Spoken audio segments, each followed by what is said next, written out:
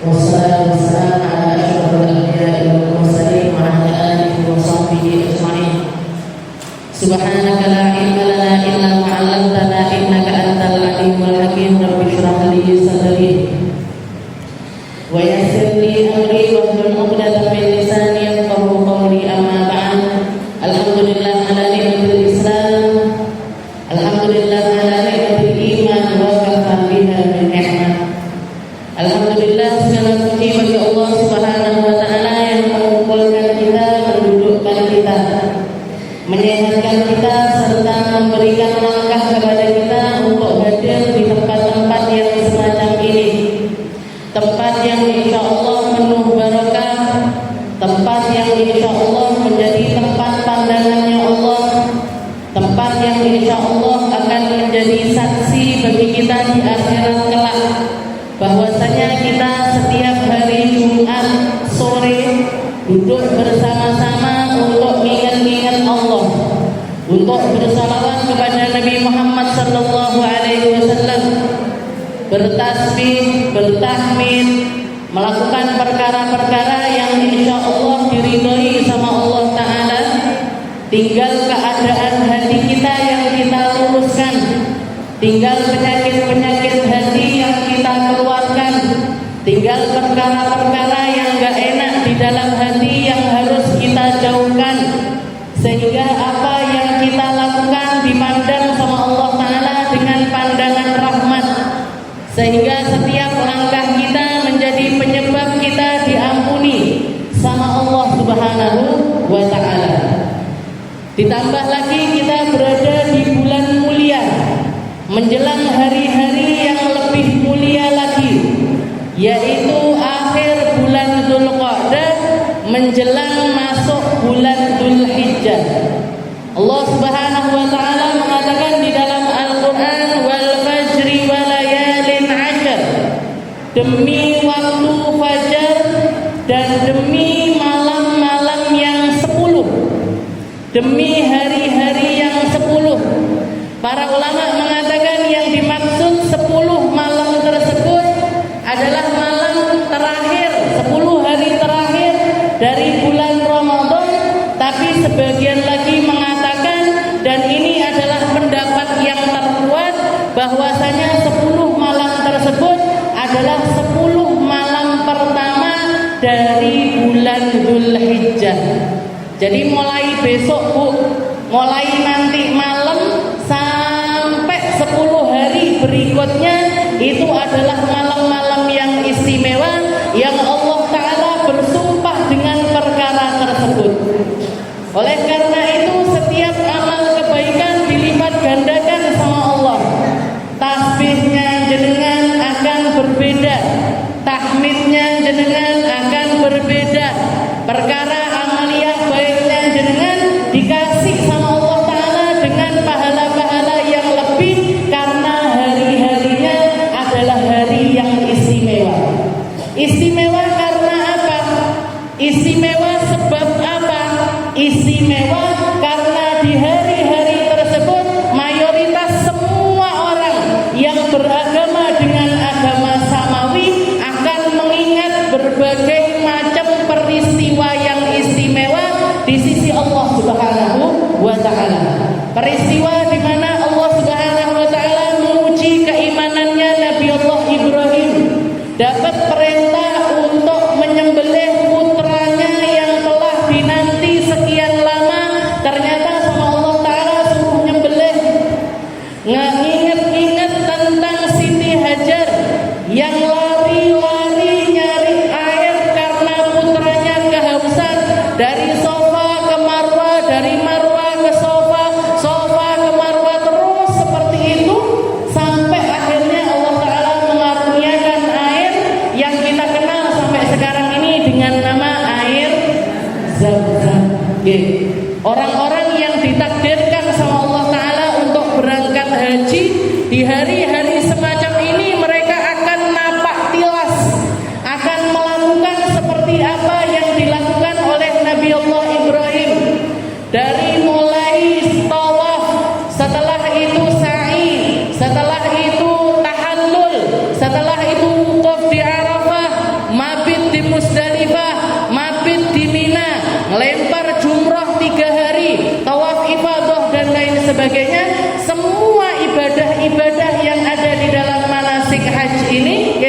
yang ada di dalam manasik haji ini ngambil dari ritual-ritual yang pernah terjadi pada hari-hari pada masanya Nabiullah Ibrahim. Jadi hari-hari ini istimewa karena nyambung sama manusia-manusia mulia. Kalau Allah Ta'ala mengatakan di dalam Al-Quran, Innallaha astafa Adam wa Nuhan wa ala Ibrahim wa ala Imran 'alal alamin. Allah Ta'ala ini kalau mau milih manusia, Allah Ta'ala ini kalau sudah mengistimewakan seseorang, Allah Ta'ala akan menyempurnakannya dengan kesempurnaan yang luar biasa.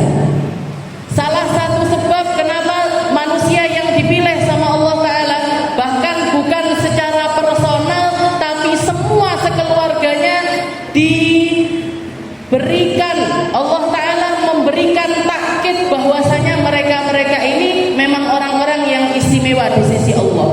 Allah Ta'ala ketika menyebut Nabi Allah Adam, beliau cuma mengatakan Innallaha astafa Adam. Allah Ta'ala itu milih Nabi Adam. Kenapa? Karena enggak semua keluarganya Nabi Adam adalah hamba-hamba pilihannya Allah. Ada mobil yang bunuh adiknya di situ. Ada Sayyidah Hawa yang pernah ngajak Nabi Ibrahim untuk melakukan maksiat berupa makan pohon di dalam surga. Walaupun setelah itu bertaubat dengan taubat yang nasuhah, taubat yang tidak diulangi lagi, tapi mereka istilahnya orang-orang ini bukan orang-orang yang dapat karunia berupa pemilihan dari Allah Subhanahu wa Ta'ala. Adam wa Nuhan, ketika Allah Ta'ala menyebutkan Nabi Allah Nuh, Allah Ta'ala juga menyebutnya sebagai Nuh, Nabi Allah Nuh saja yang dipilih sama Allah. Kenapa? Karena ternyata istrinya juga bukan orang baik, putranya juga ikut tenggelam bersama orang-orang yang tenggelam. Tapi ketika Allah Ta'ala menyebutkan Nabiullah Ibrahim, wa ala Ibrahim, keluarganya Ibrahim. Nabiullah Ibrahim ini punya istri yang solihah, punya anak-anak yang soleh. Bahkan beliau dijuluki sebagai Abul Anbiya, abahnya para nabi. Dari istrinya Sayyidah Siti Hajar, Allah Ta'ala memberikan karunia seorang putra namanya Ismail. Dari istri pertamanya Siti Sarah, Allah Ta'ala mengaruniakan putra yang juga menjadi seorang nabi, yaitu Nabiullah Yakub. Jadi putra-putranya jadi nabi. Nabi Yakub punya anak Nabiullah Yusuf. Terus keturunannya dikasih keturunan yang baik. Istrinya pun juga istri yang baik. Jangan kalau dengarkan ceritanya Nabi Ibrahim. Nabi Ibrahim gak punya anak lama ketika nikah sama Sayyidah Sarah. Tapi setelah itu beliau nikah lagi dengan Siti Hajar. Yang Siti Hajar ini dulunya adalah budaknya dari Siti Sarah. Jangan bayangkan kayak sinetron sekarang, Bu. Yang suamiku nikah dengan pembantuku. Gak gitu, Bu, ceritanya. Nabiullah Ibrahim meminang Siti Hajar atas persetujuan Siti Sarah dan dengan kerelaan, karena semuanya sama-sama nyari ridhonya Allah.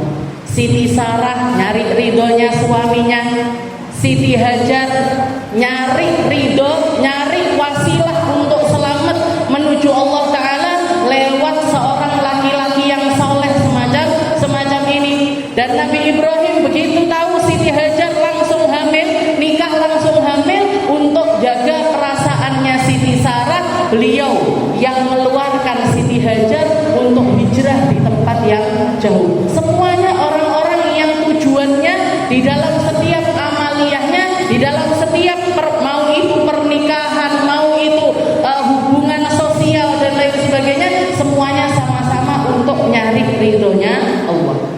Kalau gak perempuan solihah, Bu, gak mungkin mau ditinggalkan di tempat yang gak ada apa-apa di Mekah Al-Mukarramah. Di dalam Al-Quran dikatakan, ini doanya Nabi Allah Ibrahim, ya Rabb, ini taruh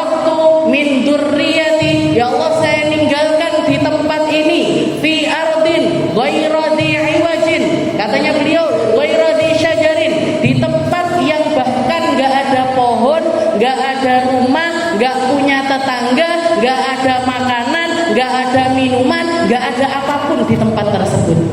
Jenengan turun Bu, ditinggalkan di tempat kayak gitu. Dijak bapake, dijak suaminya, ayo mah dolan, anakmu jangan, anakmu jangan dolan. Kemana ya? Wes rahasia pokoknya. Tahu-tahu nyampe tengah hutan, jenengan ditinggal. Kira-kira pripun? Wes niku sumpah serapah sudah pasti keluar itu. Yakin saya. Sumpah serapah sudah katakan, bung lanang bajingan dan sebagainya. Orang laki-laki nggak punya tanggung jawab, orang laki-laki gini gitu dan lain.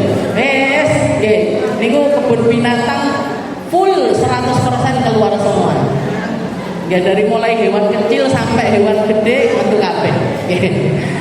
Tapi Siti Hajar yang ditanyakan kepada Nabi Allah Ibrahim, dilihat tempatnya ini wala dibikinkan tenda, wala dibikinkan tempat buat iung-iung sama sekali. Ditinggalkan begitu saja di tempat tersebut. Tapi Siti Hajar sempat nanya sama suaminya, apakah ini adalah perintah dari Allah Subhanahu wa taala? Nabi Ibrahim mengatakan, "Na'am." Ya, Allah yang merintahkan saya untuk meninggalkan kamu serta putramu Ismail di tempat yang semacam ini. Maka kalau sudah nyangkut Allah taala, kalau sudah yang disebut adalah Allah taala, beliau ridho serido-ridonya. Ya sudah, kalau selama yang merintahkan ini adalah Allah, sudah pasti Allah yang akan ngopeni saya, yang akan merawat saya, yang akan ngasih jalan keluar kepada saya. Ditinggal sama suaminya, berdua sama bayinya yang masih merah, yaitu Nabi Allah Ismail. Masih belum bisa ngapa-ngapain, tengkurap aja belum. Tengkurap aja belum. Berarti belum sampai 3 bulan, 4 bulan belum sampai. Dan ternyata benar, makanannya habis, minumannya habis, air susunya kering. Nyari di mana ini? Nyari. Orang kalau sudah kecapean, sudah terlalu capek, terlalu lelah seperti itu, mesti sengketok fata morgana. Yang kelihatan ini bayang-bayang sesuatu. Sama kayak kalau jenengan lagi sakit demam, gigil banget, sering-sering kebayang-bayang sesuatu, kebayang dulu bapak yang sudah meninggal, tahu-tahu kayak datang, kebayang ini itu dan lain sebagainya. Siti Hajar juga seperti itu, melihat ke arah Bukit Sofa, dilihat kayaknya ada air di sana, di Parani. Di Parani ternyata nggak ada air. Di Paraninya ini bukan cuma morotok loh Bu, naik ke atas gunung. Naiknya ke atas gunung nggak kayak sekarang, wis tekelan, wis adem, ada AC-nya dan lain sebagainya. Enggak, terjal naik ke atas bukit tersebut. Jadi ternyata nggak ada air, kayaknya di Bukit Marwah ada. Pindah ke Marwah, pindah lagi ke Sofa, pindah terus seperti itu. Ternyata jalan keluarnya ada di samping putranya sendiri, yaitu keluar air yang namanya Zam-Zam. Jadi Zam-Zam itu artinya ngumpullah. Itu doanya Siti Hajar ketika melihat air begitu derasnya keluar, bingung, sudah minum dengan puasnya beliau, berseni anaknya dan lain sebagainya untuk biar air ini tadi ngumpul. Beliau naruh batu-batuan di pinggir-pinggirnya, setelah itu mengucapkan Zam. Zam-Zam artinya ngumpullah. Jangan luber kemana-mana. Jangan luber kemana-mana, langsung reda itu. Yang pertamanya mancur besar sekali, langsung reda, keluar airnya, nggak pernah habis. Diminum sampai lebih dari mungkin 2000 tahun. Dinikmati, dikonsumsi sama manusia seluruh dunia ketika mereka melaksanakan ibadah haji, tapi nggak pernah habis sama sekali. Jadi niki mukjizatnya Nabiullah Ismail atau irhasatnya Nabiullah Ismail untuk menunjukkan kalau orang itu bertakwa sama Allah Ta'ala akan dikasih jalan keluar. Itu terjadinya di hari-hari semacam ini Bu.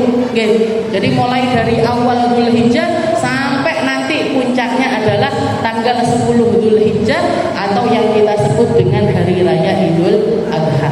hari raya Idul Adha. Maka ibadah yang banyak di hari-hari ini, tambahi tasbihnya, tambahi sholawatnya, tambahi bacaan Al-Qur'annya, tambahi sedekahnya, tambahi datang ke majelisnya, tambahi nyenengin keluarganya, tambahi amal-amal yang baik, karena semuanya akan dilipat gandakan oleh Allah Subhanahu wa Ta'ala. Juga yang dianjurkan juga di hari-hari semacam ini, mulai besok sampai menjelang hari raya adalah puasa.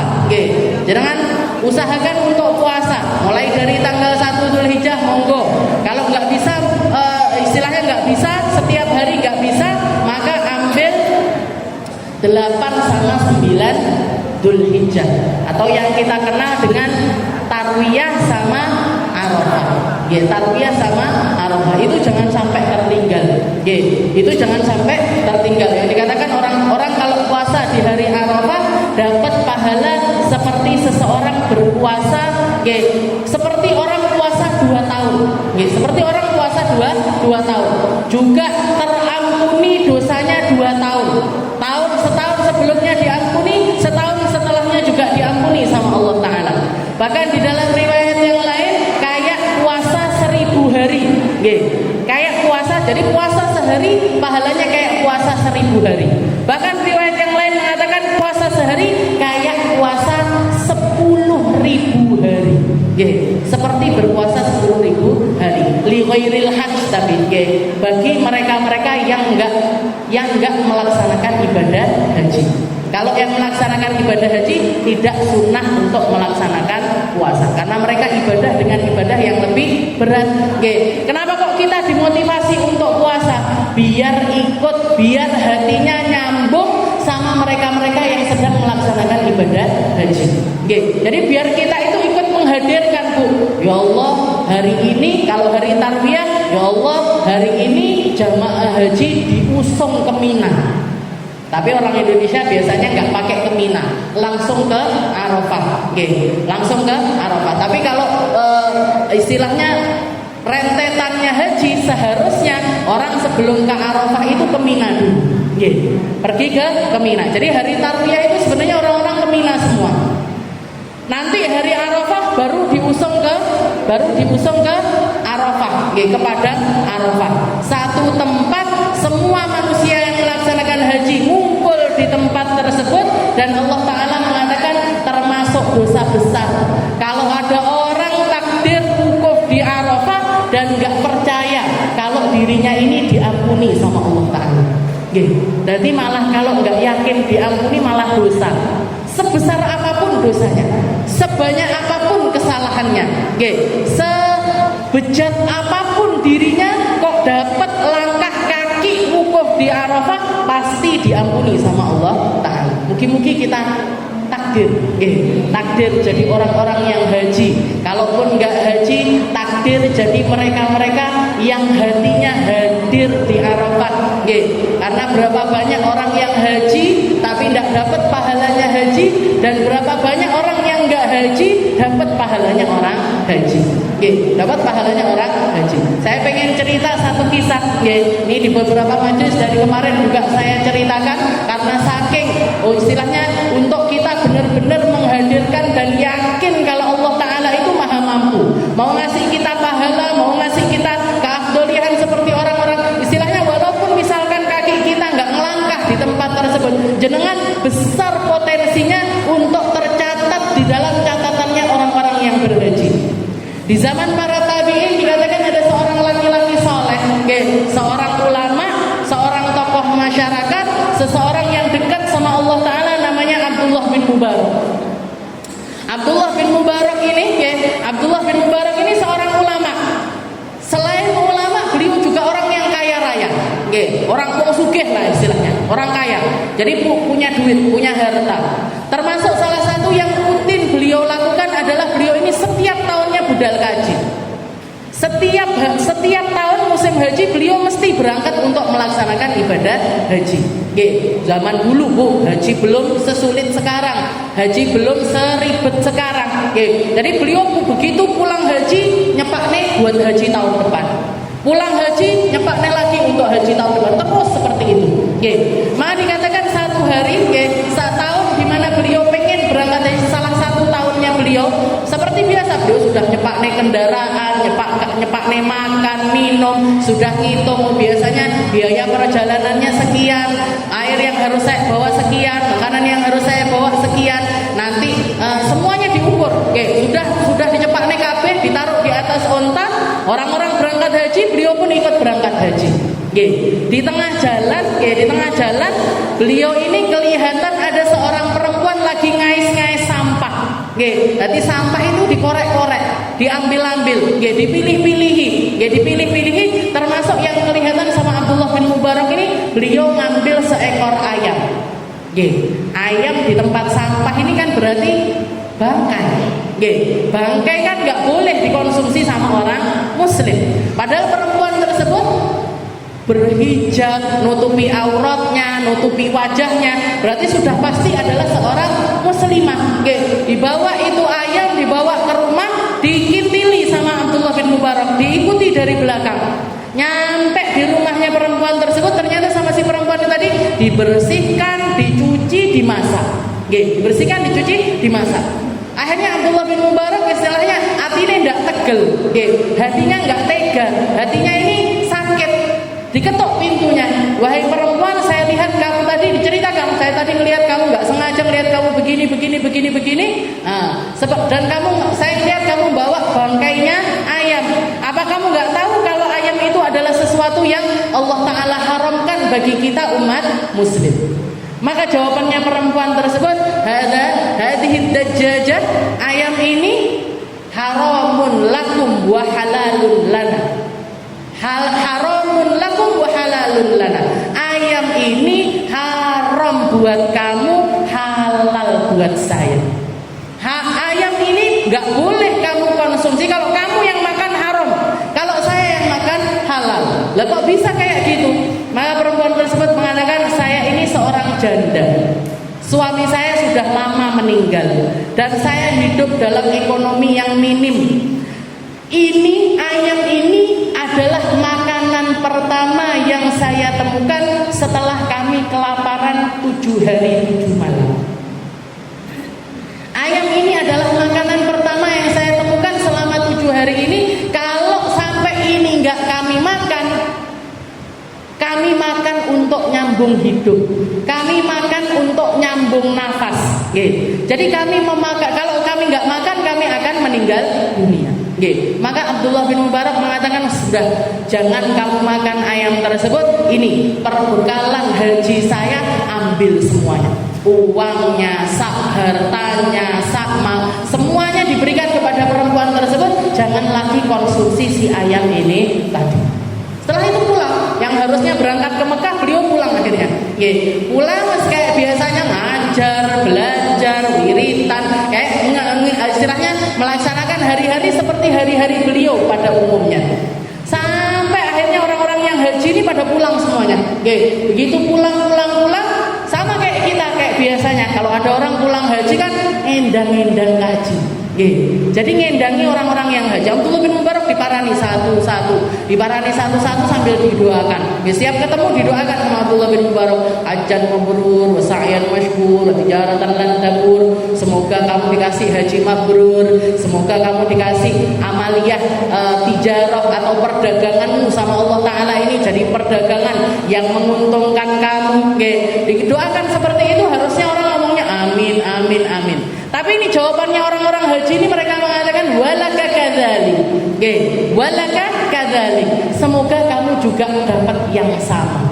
Semoga kamu dapat haji mabrur, dapat usaha yang akan menggembirakan kamu, akan dapat tijarah perdagangan yang menguntungkan. Heran pertamanya Abdullah bin Mubarak, ini orang-orang ini kok jawabannya kayak gini. Di satu orang akhirnya nggak tahan beliau. Ini kalian kok ngomong seperti ini kenapa? Kenapa jawaban kalian kok seperti ini? Maka orang-orang tersebut mengatakan, bukankah kamu juga berangkat haji tahun ini? Katanya Abdullah bin Mubarak, enggak, saya memang berangkat haji, tapi di tengah jalan saya pulang. Di tengah jalan saya pulang karena perbekalan saya, istilahnya seperti itu. Jadi saya nggak jadi berangkat haji untuk tahun ini. Katanya jamaah haji ini tadi mengatakan, tapi saya ketemu kamu lagi tawaf. Satunya lagi ngomong, saya ketemu kamu lagi sa'i. Yang satu lagi, saya ketemu kamu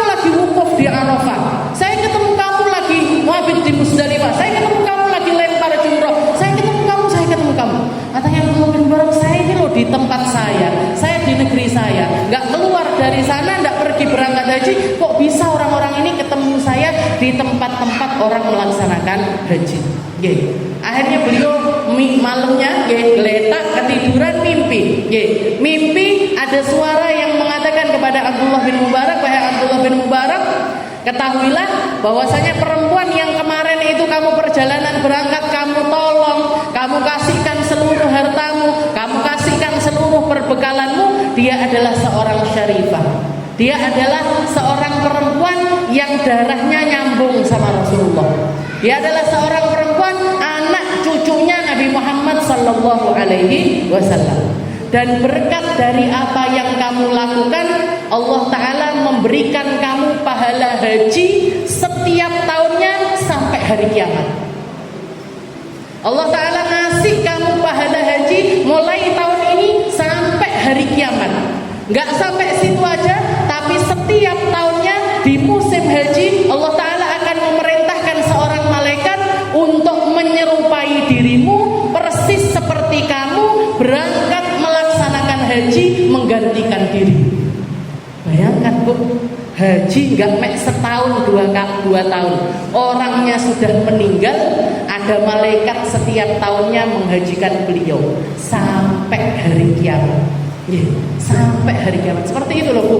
Orang kalau muamalahnya sama Allah Ta'ala ini muamalah hati, muamalahnya ini muamalah ketulusan, muamalahnya ini muamalah keikhlasan, Allah Ta'ala akan memberinya ganjaran dengan ganjaran yang gak akan pernah kita pikirkan, di luar nalar, bukan di luar turul gitu. Jadi di atas ekspektasinya kita, di atas apa yang bisa kita bayangkan. Ini Allah Ta'ala Bu. Makanya jangan pernah putus asa. Niat yang kuat, hadirkan. Hadirkan. Saya dulu punya istilahnya, abah saya pernah cerita ada tetangga sebelah rumah nih, tetangga sebelah rumah nikah, punya anak itu kalau nggak salah 9. Dikasih putra itu 9. Masih punya anak yang terakhir bayi, suaminya meninggal. Jadi ngopeni anak 9 sendirian, perempuan. Jadi semua dilakoni. Kalau sudah Ramadan bikin mukena, yo Mas, yo bikin kue, yo bikin ini dan lain sebagainya. Dan dikatakan apa, saya setiap kali nyamperin ke rumahnya itu kalau sudah malam-malam Ramadan, malam-malam Ramadan, dia itu di atas mesin jahitnya sambil jahit, TV-nya nyala, yang dinyalain itu Mekah. Jadi orang-orang tawaf, orang-orang sa'i itu sambil nangis. Apa saya pernah nanya, ngapain? Mak, ngapain? Ya Allah, aku iso ndak yo takdir rono. Saya bisa nggak ya melangkahkan kaki di tempat seperti itu? Kata abah saya, wis nyampe. Selama seseorang itu hatinya niat, hatinya tersambung, hatinya kepingin dengan keinginan yang benar-benar, maka akan disampaikan sama Allah Ta'ala. Bahkan rohnya duluan yang nyampe sebelum jasadnya nyampe. Rohnya duluan yang diterima sama Allah Ta'ala sebelum jasadnya nyampe ke tempat-tempat tersebut. Jadi sambungkan. Dan berapa banyak orang yang haji tapi gak dapat pahalanya haji. Seperti siapa? Banyak. Sayyidina Rasulullah SAW itu seringkali mengatakan orang-orang yang berangkat haji dan dia mengucapkan talbiyah labbaik Allahumma labbaik labbaik la syarika lak labbaik, enggak semuanya dijawab dengan jawaban yang indah dari Allah Ta'ala. Sebagian di antara mereka Allah Ta'ala ketika mereka mengatakan seperti itu, Allah Ta'ala akan menjawabnya dengan kata-kata la labbaik alaik wa la sa'dik, enggak labbaik-labbaikan, enggak sa'dik-sa'dikan. Maksudnya apa? Allah Ta'ala enggak butuh sama talbiyahmu, Allah Ta'ala enggak butuh dengan tawafmu, Allah Ta'ala enggak butuh dengan sa'imu. Kamu berangkat ngelangkahkan kaki di tempat yang tersuci pakai harta haram, pakai harta enggak bersih, dengan cara nipu sana nipu sini, dolimin orang sana dolimin orang sini, maka enggak lebih-lebihkan, enggak sa'dik-sa'dikan. Jadi kata-katanya nanti la labbaik alaik wa la sa'dik. Allah Ta'ala jawab mereka dengan kalimat enggak butuh sama hajinya orang-orang macam ini, enggak butuh sama umrohnya orang-orang macam ini. Mungkin kita nyambung. Nyambung bukan cuma hati tapi sak jasadnya nyampe sana. bisa haji, bisa umroh, pakai harta yang bersih, dengan hati yang bersih, dengan keinginan yang bersih, dengan niat yang bersih, sehingga semuanya menjadi perkara-perkara yang akan menyelamatkan kita di sisi Allah Subhanahu wa Ta'ala. Kita lanjutkan pembahasan kita di dalam surat An-Nur.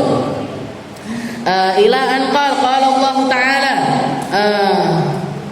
wal yasta'fifil ladzina la yajiduna nikahan hatta yughniyahumullahu min fadli walladzina yabtaghuna alkitaba mimma malakat aymanukum fakatibuhum in alimtum fihim khairan wa atuhum mimma lillahi alladzi atakum.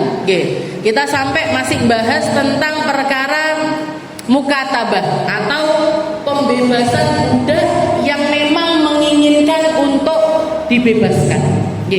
Bebaskan budak yang memang punya keinginan untuk membebaskan dirinya. Dan ini mungkin kalau zaman sekarang sudah tidak ada perbudakan, tidak ada perbudakan, tapi kalau diambil maknanya lebih dalam lagi, maka ini juga termasuk muamalah kita dengan orang-orang yang kerja sama kita. Yang kerja sama kita.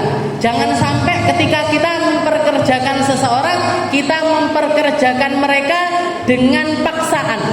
Kalau misalkan mereka pengen resign atau pengen keluar dari tempat kerja, jangan pernah dipersulit. Jangan pernah dipersulit. Jangan pernah diolor-olor. Jangan pernah nyari-nyari alasan, apalagi nyari-nyari kesalahan demi untuk mengurangi gajinya atau mengurangi bonusnya atau ngambil sesuatu dari orang tersebut untuk keuntungan kita. Jangan. Bahkan Allah Ta'ala memberikan wasiat wa atuhum mimma lillahi alladzi atakum. Kalau budak-budak itu memang pengen sekali untuk membebaskan dirinya, bantu dia untuk membebaskan dirinya dengan harta yang Allah Ta'ala karuniakan kepadamu. Jadi kasih mereka harta untuk membebaskan dirinya, pakai hartamu. Pakai hartamu. Ini akhlaknya orang Islam. Ini akhlaknya umatnya Rasulullah Sallallahu Alaihi Wasallam. Kalaupun misalkan di zaman ini nggak ada perbudakan, ini bisa dimaknai dengan kalau jenengan punya karyawan-karyawan atau sopir atau pembantu, siapapun yang kerja sama kita, kalau mereka pengen berhenti dari pekerjaannya, bantu mereka untuk hidup lebih layak dengan harta yang Allah Ta'ala karuniakan kepada kita. Kasih bonus, kasih tunjangan, kasih bonus, kasih tunjangan, kasih harta agar dia bisa melanjutkan hidupnya ini dengan cara yang lebih terhormat. Dengan cara yang lebih terhormat. Jadi jangan pernah, istilahnya ya, jangan nganggep keuntungan. Istilahnya ketika kita memperkerjakan, kita muamalah sama manusia. Karyawan itu kan manusia, pembantu mereka juga manusia, sopir mereka juga manusia. Jangan pernah pekerjaan yang mereka kerjakan untuk kita ini dengan gaji yang kita berikan kepada mereka sudah selesai urusannya. Jangan. Tapi ambil tanggung jawab lebih daripada itu. Kalau mereka memang anak-anak yang memang usia sekolah, kasih kesempatan untuk nyari pendidikan yang baik. Kalau mereka masih kuliah, kasih kesempatan untuk tetap kerja di tempat, untuk tetap belajar di tempat kuliahnya mereka. Jadi kita memperkerjakan mereka, gaji mereka, tapi tetap pikirkan agar mereka ini bisa hidup lebih daripada itu. Kita lihat pembantunya Rasulullah Shallallahu Alaihi Wasallam. Nabi Muhammad itu punya pembantu banyak. Ada Anas bin Malik, ada Sayyidina Abdullah bin Mas'ud, itu semuanya tukang bawakan sandalnya Nabi, tukang bawakan siwaknya Nabi, tukang ngambilkan airnya Nabi, nutupi Nabi kalau Nabi mandi dan lain sebagainya. Sepeninggal dari Rasulullah Shallallahu Alaihi Wasallam, semuanya jadi ulama. Semuanya jadi ulama. Dikasih porsi untuk mereka ini istilahnya dapat pendidikan bahkan lebih dari pendidikan orang pada umumnya. Dididik sama Rasulullah dengan pendidikan yang luar biasa. Anas bin Malik, setiap kali ngewangi Nabi Muhammad, katanya Anas bin Malik, "Masami'tu min famin Nabi uffin qat." Nabi Muhammad itu selama aku kerja di rumahnya Nabi Muhammad, saya nggak pernah dengar Rasulullah itu, "Kenapa kamu nggak gini wahai Anas? Kenapa kok belum kamu kerjakan? Kenapa?" Sekedar nanya kenapa aja nggak pernah. Wong namanya anak kecil ya, Anas bin Malik itu hidup sama Nabi Muhammad usia 7 tahun. Disuruh sama Rasulullah untuk beli sesuatu di pasar. "Wahai Anas, ini uang, kamu pergi ke pasar, belanja kamu. Belanja ini. Belanja dibawa uangnya. Belanja dibawa uangnya, di tengah jalan kelihatan anak kecil-kecil lagi mainan. Wong anak umur 7 tahun delok kanca-kancane dolanan, lali kalau disuruh Nabi. Lupa kalau disuruh Rasulullah ikut main. Dolanan, buderan, mungkin cirah nopo, dolanan pokoknya mainan sama teman-temannya sampai berjam-jam.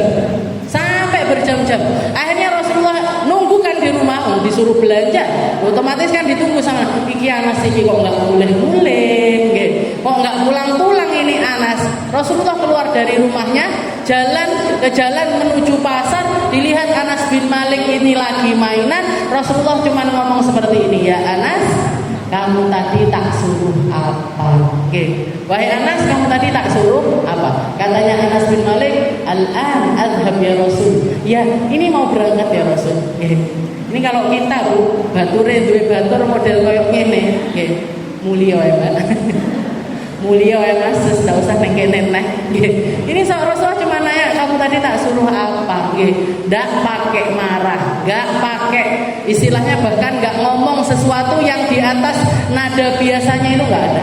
Nah, berangkat akhirnya Anas bin Malik. Dan kalau saya bisa bayangkan anak umur 7 tahun kerja sama orang, ini kesalahannya mesti jauh lebih banyak ketimbang benerin. Piring pecah, gelas pecah. Kalau Anas bin Malik mecah-mecahin perabotannya Nabi seperti itu, Rasulullah cuma ngomong, "Innalahum ajal ka ajalikum." Ngomong sama istrinya, otomatis piring itu kan kalau nggak punyanya Sayyidah Aisyah, ya punyanya Sayyidah Hafsah, punyanya istrinya Nabi Muhammad. Rasulullah cuma mengatakan kepada istrinya Nabi, "Gak usah dimarahin. Piring ini, gelas ini punya ajal seperti kalian semuanya punya ajal. Lek wis pecah berarti yo wis wayahe." Bisa Bu, lek bature mecah ning piring, kok pancen wis wayahe. Gelasnya pecah wis wayahe. Itu akhlaknya Nabi Muhammad Sallallahu Alaihi Wasallam. Jadi kasih kesempatan, tunaikan kewajiban kita di dalam menggaji mereka. Jangan ngasih beban di atas apa yang mereka mampu untuk lakukan. Jadi istilahnya aturannya Nabi itu, kalau kita ngasih pekerjaan kepada seseorang, kalau dia kerja dari pagi sampai siang, berarti malam harus istirahat. Kalau dia kerjanya dari sore sampai malam, berarti pagi harus istirahat. Harus ada waktu istirahat, harus ada waktu untuk mereka menunaikan kewajibannya mereka kepada Allah Subhanahu wa Ta'ala. Kalau laki-laki hari Jumat berarti ya kudu Jumatan. Kalau perempuan istilahnya untuk sholat 5 waktunya juga harus dijaga. Jenengan para bos-bos ini, bos-bos di sini banyak Jadi ibu bos ini jenengan bertanggung jawab 100% tentang apapun yang dilakukan oleh para karyawan tersebut selama mereka ada di jam kerja. Kalau di luar jam kerja terserah, tapi kalau di jam kerja mereka harus nurut sama jenengan. Makanya saya di toko itu, anak-anak toko itu sudah dari awal sudah kita bikin perjanjian, sampai ada yang nggak sholat silahkan resign dari sini. Ada yang nggak melaksanakan sholat 5 waktu, keluar aja dari tempat ini. Di luar jam terserah, tapi kalau di jam-jam toko harus sholat, harus perhatian sama ibadahnya kepada Allah Subhanahu wa Ta'ala. Jadi jangan sampai nggak mau tahu, sembuh didikan MBOE terserah mau sholat apa enggak, terserah didikannya bapaknya terserah mau sholat apa enggak, tanggungannya dia sama Allah Ta'ala. kita punya kuasa atas dia, dan nanti akan dimintai pertanggungjawabannya oleh Allah Subhanahu wa taala. Jadi hak mereka sama Allah harus tertunaikan. Hak kita kepada mereka, istilahnya kewajiban kita kepada mereka juga harus ditunaikan. Gajinya yang tepat waktu, jangan nyari-nyari alasan untuk mundurkan gaji. Kalau mereka pengen resign, mereka pengen keluar, kasih mereka kesempatan untuk keluar. Kalau bisa ditambahi dengan tunjangan-tunjangan, dengan bonus, agar mereka bisa melanjutkan hidupnya setelahnya dengan cara yang lebih baik. Mungkin kita jadi orang-orang kaya yang bisa merhatikan mereka-mereka yang kerja dengan kita dengan cara yang lebih baik. Bisa ngajak mereka untuk bukan cuman hubungannya antara bos sama karyawan, antara majikan dengan pembantu, enggak, tapi hubungan ini adalah hubungan yang akan kita bawa mati, yang kita pertanggungjawabkan di hadapan Allah Ta'ala dengan rasa bangga. Ya Allah, saya kumpul sama dia di dunia, semoga kumpul lagi sama mereka di akhirat. Sebagaimana saya pengen selamat, saya pengen juga mereka juga selamat. Sebagaimana kami ingin mulia di mata Allah Ta'ala, saya juga pengen mereka jadi hamba-hamba mulia di sisi Allah Subhanahu wa taala. Mungkin kita semuanya diistiqomahkan, diberkahi hidupnya, diberkahi hartanya, diberkahi usianya, diberkahi setiap langkah-langkah kita, diberkahi semua apa yang ada di dalam diri kita, sehingga kita menjadi hamba-hamba mulia di sisi Allah Subhanahu wa taala. Semakin dekat dengan Nabi Muhammad sallallahu alaihi wasallam, semakin dekat dengan orang-orang saleh, semakin dekat dengan hamba-hamba Allah Ta'ala yang baik di atas muka bumi ini, dan semakin baik di dalam masyarakat kita, anak cucu kita, keluarga kita, orang-orang yang kita cintai. Semoga semuanya dipandang sama Allah Ta'ala dengan pandangan rahmat, dipandang sama Allah Ta'ala dengan pandangan ampunan, diselamatkan dimanapun mereka berada, masalah dunia ataupun masalah akhiratnya, dan sama Allah Ta'ala kita dikumpulkan kembali di tempat yang lebih mulia, yaitu di dalam surganya Allah Subhanahu wa taala. Ala hadhihi niyyah wa ala kulli niyatin salihah wa ila hadratin Nabi Muhammad sallallahu alaihi wasallam bismillah.